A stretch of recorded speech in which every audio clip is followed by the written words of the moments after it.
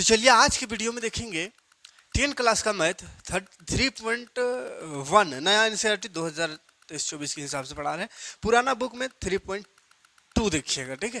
Question number 5 शायद देखना है, 3-4 तक कंप्लीट हो चुका है। ना देखो तो पिछला वीडियो देख लीजिएगा, प्लेलिस्ट में सारा वीडियो एक लाइन से मिल जाएगा।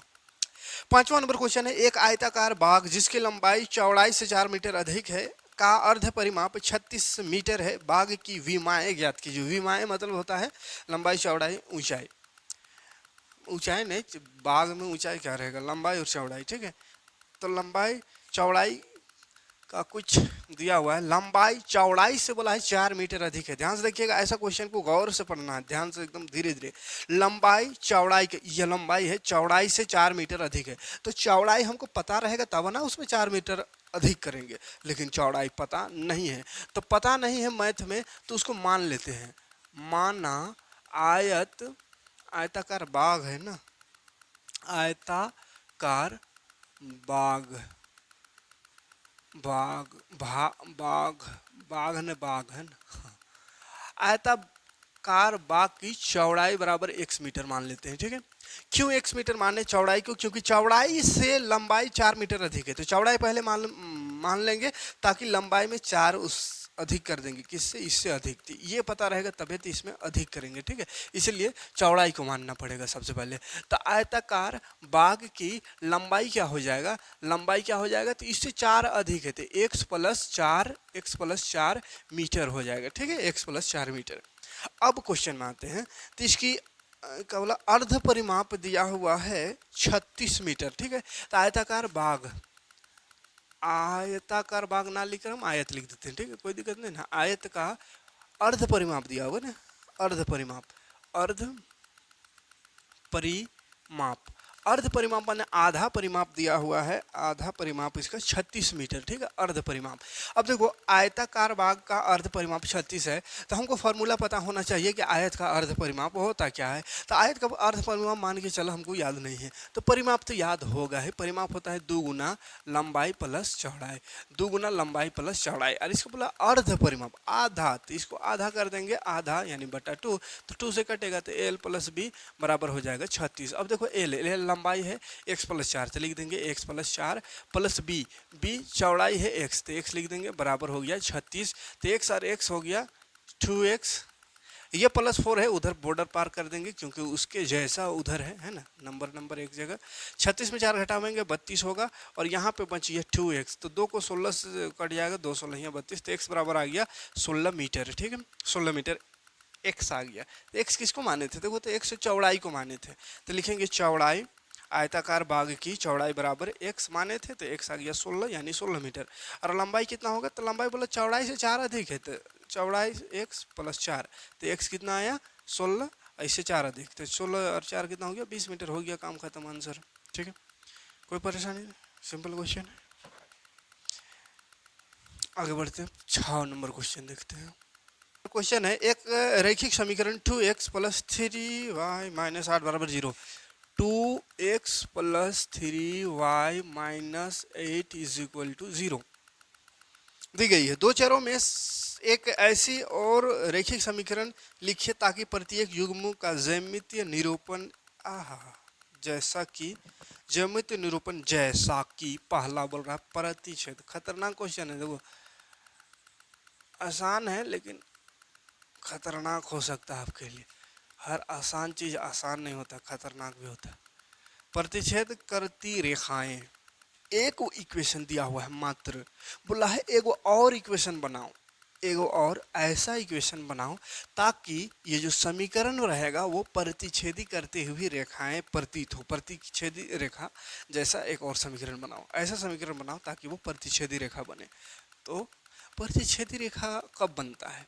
तो जब a1/a2 नोट बराबर b1/b2 आता है तो प्रतिच्छेदी रेखा बनता है। तो एक ऐसा समीकरण, इसमें तो a1 b1 c1 दिया हुआ है, a2 b2 c2 के लिए एक ऐसा समीकरण बनाएंगे ताकि ऐसा है a1/a2 note equal to b1/b2 आना चाहिए, ठीक है। तो यहाँ देखो a1 कितना है, a1 है, क्वेश्चन एक बार लिख लेते हैं, 2x + 3y - 8 बराबर 0। तो इसमें a1 निकालते हैं, a1 है 2, b1 है 3 और C1 है -8, ठीक है। तो हमको प्रतिच्छेदी रेखा में C का जरूरत नहीं पड़ता है, A1/A2 B1/B2 खाली चेक करना है, जो कि बराबर नहीं आना चाहिए, ठीक है। तो अगर A1 2 है तो A2 में क्या ऐसा रखे ताकि ये दोनों बराबर ना आवे।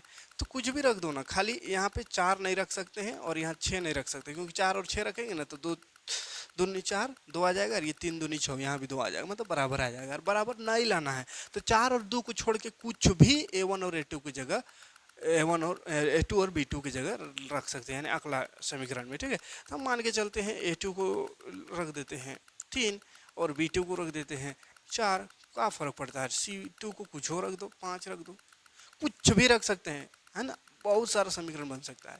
तो इसको A1/A2 करके देखते हैं, A1/A2 करते हैं तो 2/3 नहीं कट रहा है। B1/B2 करते हैं तो 3/4 नहीं कट रहा है, देखो बराबर नहीं है, सही है। तो A2 क्या है, 3 रखे तो हो जाएगा 3x² प्लस B2 4 रखे तो 4 B² कहाँ से आ गया, y प्लस C2 5 बराबर 0, ठीक है। तो ये एक कंडीशन हो सकता है। देखो सिर्फ यही भर आंसर नहीं हो सकता, यहाँ 5 7 8 9 कुछ भी रख सकते हैं। सिर्फ क्या नहीं रख सकते हैं, अगर यहाँ पे 2 और 3 है पहले से, तो देखो अगला वाला A2 B2 यहाँ पे एक तो बताए 4 6 नहीं रख सकते हैं। इसी तरह कुछ ऐसा चीज़ खाली नहीं रख सकते हैं जिससे कि काट के बराबर आ जाए। जैसे अगर यहाँ 4 2 तिया 6 रखते हैं और 3 तिया 9, तो इसको काटेंगे तो 2 का 2 2 तिया 6, 3 का 3 3 तिया 9, तो 6 और 9 नहीं रख सकते हैं। मतलब ऐसा नहीं रखना है जो जिससे कि कट के बराबर आ जाए। उसके बाद बाकी जितना भी अनंत संख्या है कुछ भी रख दो, खाली उसको छोड़ के जो कटने से सेम आवे, ठीक है। क्योंकि सेम आने नहीं बोला है, नॉट इक्वल बोला है। क्यों ऐसा नॉट इक्वल, क्योंकि प्रतिच्छेदी बोला है। तो प्रतिच्छेदी कब होता है, जब नॉट इक्वल रहे A1/A2 B1/B2, ठीक, कोई दिक्कत नहीं। तो ये रहा पहला। इसी का दूसरा देखते हैं। दूसरा कहाँ गया, समानांतर रेखाएं हो, समानांतर रेखाएं, समांतर रेखाएं। तो समांतर रेखा कब होता है बाबू, जब A1/A2 बराबर आ जाए B1/B2 लेकिन बराबर ना आवे C1/C2 का। ऐसा कंडीशन में समांतर होता है, और तीनों बराबर रहता है तो समपाती होता है। तो ऐसा कंडीशन लाना है जिसमें 2 बराबर आवे, तीसरा बराबर ना आवे, ठीक है। तो चलिए A1 अगर है 2, A2 B1 है B1 है 3 और C1 है -8, तो कुछ ऐसा रखते हैं ताकि दो बराबर आवे। तो ऐसा रख देते हैं A2 बराबर 4 रख देते हैं, यानी इसका दुगुना 2 दूनी 4। तो B2 को भी रख देते हैं इसका दुगुना, तब ना बराबर आएगा, 3 दूनी 6 रख देते हैं। और इसको बराबर नहीं लाना है, इसलिए इसको दुगुना नहीं रखेंगे, इसको कुछ और ले लेते हैं, 5 ले लेते हैं, का दिक्कत है, ठीक है। अब देखो A1/A2 करके देखते हैं। A1/A2 तो 2/4 काटेगा, 2 1 2 2 दूनी 4 1/2 आ जाएगा। B1/B2 करके देखते हैं। तो B1/B2 करेंगे तो 3/6, इसमें भी कटेगा, 3 दूनी 6 3 का, तो ये 1/2 आ गया। फिर C1/C2 करके देखेंगे तो -8/5, देखो बराबर नहीं है, ये दोनों बराबर है, अगला बराबर नहीं। सही आ रहा है, सही आ रहा है, मतलब ये जो माने हैं वो सही है। तो इसको इस इक्वेशन के रूप में लिख देते हैं, 4x प्लस 6y प्लस 5 बराबर 0 आंसर। ये एक समीकरण बनेगा। सिर्फ यही नहीं है ना, इसमें भी और भी बन सकता है, ठीक है। इसलिए आंसर मत मिलाइएगा, नहीं तो कहिएगा आंसर व दूसरा है, तो कुछ भी हो सकता है। हम 4 लिखे तो कोई 4 कोई जरूरी नहीं लिखेगा, कोई 5 8 भी लिख सकता है, 6 भी लिख सकता है। समांतर रेखा हो गया। तीसरा बोला संपाति, संपाति बोला और क्या बोलेगा, हाँ संपाति। तो संपाति कब होता है, संपाति कब होता है, जब तीनों का तीनों बराबर आवे, A1/A2 बराबर B1/B2 बराबर C1/6, तीनों बराबर आवे तो संपाति। तो इसमें देखो A1 कितना है, A1 है 2, B1 है 3 और C1 है -8। तो हमको लाना कितना होगा ताकि बराबर आवे, तो A2 में हमको लाना है, मान के चलिए इसका 3 गुना लाते हैं, तो कितना हो जाएगा, 2 तिया 6, इसका 3 गुना कर देते हैं तो B2 आ जाएगा 3 तिया 9, तो इसका भी 3 गुना करना होगा क्योंकि तीनों को बराबर करना है, तो 8 तिया 24 माइनस में 24 करना होगा, ठीक। अब लगा के देखो A1/A2 करके देखते हैं, 2/6, 2 1 2 2 तिया 6 1/3 आया। B1/B2 करके देखते हैं, इसमें भी 1/3 आना चाहिए, 3/9 3 का 3 तिया, देखो 1/3 आया। C1/C2 करके देखते हैं, C1 है 8 माइनस 24, माइनस माइनस कटा 8 तिया 24, देखो 1/3 आ गया, सब बराबर है, सब बराबर, यानी ये जो है वो सही है। 6x प्लस 9y माइनस 24 बराबर 0 आंसर होगा, ठीक। एक और क्वेश्चन रह गया, इसको भी करते हैं।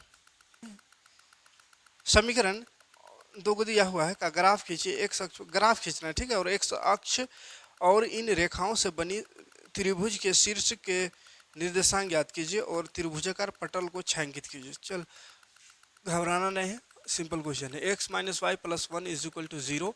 और एक और समीकरण है, तो हम और नहीं लिखते हैं, एक ठो को समीकरण वन मान लेते हैं और एक ठो और है उसको टू मान लेते हैं। 3x माइनस ने प्लस 2y माइनस 12 बराबर 0। समीकरण दो को समीकरण दिया हुआ है, हाँ, और बोला है इसका ग्राफ विधि से हल करो। ग्राफ बना करके उसके बाद एगो त्रिभुज बनेगा, तो त्रिभुज का शीर्ष यानी तीनों शीर्ष कोना को बताना है और त्रिभुज को रंगने बोला है, तो रंग देंगे, ठीक है, रंग है ये है। तो चलो पहले ग्राफ विधि से हल करते हैं। तो ग्राफ विधि हल करने के लिए बोले हैं सबसे पहले समीकरण वन में जाना है, तो समीकरण वन से लिखते हैं, ठीक है। समीकरण वन से, समीकरण वन है x minus Y plus one is equal to zero. Graph विधि से हल करने के लिए याद कीजिए क्या बोले हैं, एक्स या वाई को अलग रखना है, बाकी सबको बॉर्डर पार कर देना है। तो चल हम यहाँ एक्स को रहने देते हैं, बाकी हटाते हैं। वाई माइनस में उधर जाकर प्लस होगा, ये प्लस में उधर जाकर माइनस होगा। उसके बाद क्या बोले, एक टेबल बनाना है ऐसा जिसमें एक्स और वाई का वैल्यू पुट करे, एक्स और वाई। तो देखो वाई उधर है, वाई उधर है, तो वाई में अपने से मान रखेंगे, एक साथ ही जाएगा। तो वाई में मान के चलो हम एक रख देते हैं, तो एक में एक घटावेंगे, देखो ना, एक में माइनस एक, तो कितना आ गया, जीरो, तो एक्स आया जीरो, ठीक है। वाई में रख देते हैं टू, तो दो में एक घटाएंगे तो एक आएगा। इतना काम है, समीकरण वन का काम खत्म। अब समीकरण टू से, समीकरण टू देखेंगे, इसमें 3x plus 2y is equal to 12 को उधर फेंक देते हैं, माइनस में है तो उधर जाके प्लस 12 हो जाएगा। अब यहाँ भी सिर्फ x या y रहना चाहिए, बाकी हटाना है, तो यहाँ चलो y रख देते हैं। किसी को भी इधर रख सकते हैं, कोई जरूरी नहीं कि y ही रखे या x, ठीक है। तो यहाँ y रखते हैं, चलो। तो उधर 12 है, पहले प्लस वाला भागेगा, प्लस में है तो उधर जाके माइनस 3x, उसके बाद दो गुना में था y के साथ, गुना वाला भाग हो जाएगा। फिर से टेबल बना देना है जिसमें x और y रहेगा। तो उधर x है तो x में मान रखेंगे, ठीक है। तो मान चलो x में जीरो रख देते हैं, तो ये 3 जीरो जीरो हो जाएगा, 12/6 बचेगा, है ना, 12/2 बचेगा, 2 6 12 हो जाएगा, 6 आएगा, y 6। अब यहाँ रख देते हैं, 2 रख देते हैं, x में 2 रख देते हैं, तो यहाँ देखो 3 दूनी 6 होगा, और ये 12, तो 12 में 6 घट गया, माइनस से तो घट गया, तो 6 बचेगा, और 6 को 2 से भाग देंगे, तो 6 2 3 6 3 आएगा, हो गया काम। अब इसको ग्राफ में रख देना है, ग्राफ खींचेंगे ऐसे, ये y ये x, चलो यहाँ जीरो होता है, ये जीरो जीरो, फिर इधर 1 2 3 4 5 6 7 7 तक में काम हो जाएगा। इधर 1 2 3 4 5 6 7, माइनस में 1 2 3, माइनस में कोई नहीं है, इसलिए इधर ज़्यादा लिखने की ज़रूरत नहीं है, एक दो ठो लिखिए या छोड़ भी सकते, कोई दिक्कत नहीं है। वाई डैश ये है एक्स डैश। चलिए अब रखते 0x में y में 1, तो 0x में y में 1, तो ये एक बिंदु यहाँ पर बनेगा, 0x में y में 1, पहले x को लिखते फिर y, तो 0 1 हो गया, फिर 1 2, x में 1 y में 2, इसका सीधा यहाँ आएगा x में 1 y में 2, तो ये दो बिंदु बना, ये दोनों से ऐसा एक लाइन खींचा जाएगा सीधा, ठीक है। अब आगे यहाँ तक 0 6, तो 0x में y में 6, यहाँ पे बनेगा 0 6 एक बिंदु, फिर 2 3, तो 2 और इसका सीधा 3 यहाँ पे आएगा, यहीं पे आएगा 2 3। अब यहाँ से एक लाइन खींचेंगे ऐसा सीधा, ऐसा हो गया। अब बोला एक त्रिभुज बनेगा, वो त्रिभुज, तो देखो ना ये त्रिभुज नहीं बन रहा, ये त्रिभुज बन रहा है। त्रिभुज अगर हम नाम लिखना चाहे तो यहाँ लिख देते हैं ABC, त्रिभुज बन रहा है यहाँ पे, ये वाला त्रिभुज बनेगा, बोला तो त्रिभुज बन गया। अब त्रिभुज बनेगा तो बोला है त्रिभुज का शीर्ष ज्ञात कीजिए, त्रिभुजाकार पटल को छायांकित कीजिए, तो चलो छायांकित मतलब कलर करना है, तो पेंसिल से कलर कर दीजिएगा, कर दिए हम। अब बोला निर्देशांक ज्ञात कीजिए शीर्षों का, शीर्षों माने एक कोना ई, एक कोना ई और एक कोना ई, तीनों कोना का शीर्ष निकालना है, मतलब एक्स वाई निर्देशांक है ना। तो पहले ए का देखते हैं, ए शीर्ष ए का निर्देशांक क्या हो जाएगा, तो ए में देखो एक्स और वाई का वैल्यू क्या है, तो एक्स कहाँ है -1, तो लिखेंगे -1, और -1 का सीधा वाई में जाएंगे तो 0 है, तो 0 ए का शीर्ष हो गया, शीर्ष ए हो गया। फिर बी देखते हैं, तो बी का एक्स पहले लिखाएगा, तो एक्स है 4, तो 4, और इसका भी वाई के अक्ष में ही है, तो वाई हो गया 0। फिर सी में देखो, सी ये है, तो ये कितना है 2 3, 2 और 3 में कटा है, तो 2 और 3 हो गया आंसर, ठीक है, कोई दिक्कत नहीं। ग्राफ कॉपी में बनाइएगा हिसाब से हो सकता है अगर ये इधर उधर हो तो जहाँ आएगा वहीं का मान लिखना है। हम जो ग्राफ बनाए उसमें 4 में आया, 1 में आया, तो ये लिखे हो सकता है। अगर शायद गैप छोटा बड़ा हो गया होगा तो आपका आगे बढ़ सकता है या इधर आ सकता है ना, हो सकता है ऐसा। ऐसे ज़्यादा उम्मीद नहीं है होने का वैसा, काहे कि लगभग ठीक लिए हैं, छोटा बड़ा नहीं है, है ना। स्केल्स बिना स्केल के बना है इसलिए हो सकता है कुछ मान बदले, तो कोई दिक्कत नहीं, जितना आएगा उतना आप लिखिएगा, ठीक है। तो ये था क्वेश्चन ख़त्म। हाँ ख़त्म, 7 क्वेश्चन था, ख़त्म हो गया। 3.2 लेकर आते हैं नेक्स्ट वीडियो में। तब तक क्या करना है, वीडियो को शेयर करना है। समझ में आया होगा तो लाइक और कमेंट करना है। वीडियो को ज़्यादा से ज़्यादा लोगों तक शेयर करना है। नए हो चैनल पर सब्सक्राइब करके बेल का आइकन को प्रेस कर देना है, नोटिफिकेशन ऑन कर लेना है ताकि वीडियो मिस ना हो, ठीक है। मिलते हैं नेक्स्ट वीडियो में। थैंक्स फॉर वॉचिंग, जय हिंद, शुक्रिया।